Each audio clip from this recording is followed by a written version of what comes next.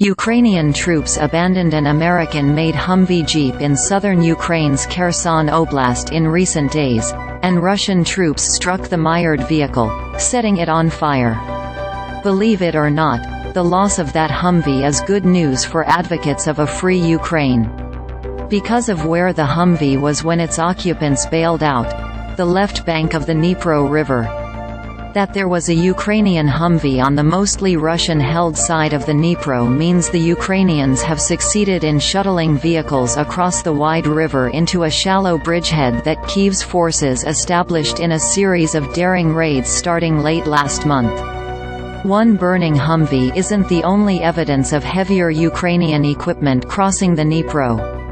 On Tuesday, an apparent Russian paratrooper writing for a popular Telegram channel complained that the Ukrainians not only managed to move to the left bank, but also took up positions along the bank and occupied part of the villages.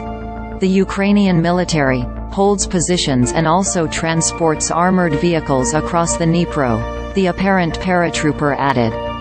Every vehicle that makes it across the river improves the Ukrainians' chance of holding and expanding their bridgehead. It might be premature to declare that Ukraine has opened a new front in its 5-month-old counteroffensive. But not by much. Ukrainian forces have launched a lot of small raids across the Dnipro since liberating northern Kherson Oblast on the river's right bank in late 2022. Typically, the Ukrainians kill or capture a few Russians, inflict some damage, then flee as Russian artillery and drones dial in.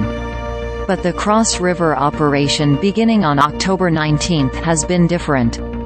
This time, the Ukrainians, reportedly from the 38th Marine Brigade, stayed. 10 days into the op, the Marines not only still were on the Dnipro's left bank, they'd extended their control across Krinky, a 3-mile-wide settlement that quickly became the locus of Ukraine's attacks in southern Kherson Oblast. One Russian Marine from the 810th Guards Naval Infantry Brigade described his brigade's situation as very difficult. The Ukrainians are constantly firing at us with artillery, using cluster munitions and, most importantly, they are using a whole horde of first-person view drones and UAVs with grenades that work around the clock.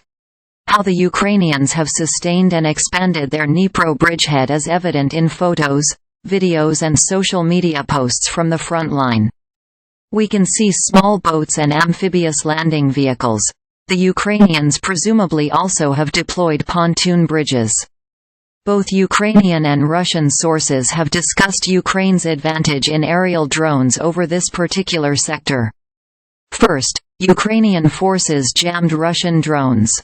Then they deployed drones of their own, for reconnaissance, artillery spotting, bombing and resupply. The supply drones are a rarely seen capability.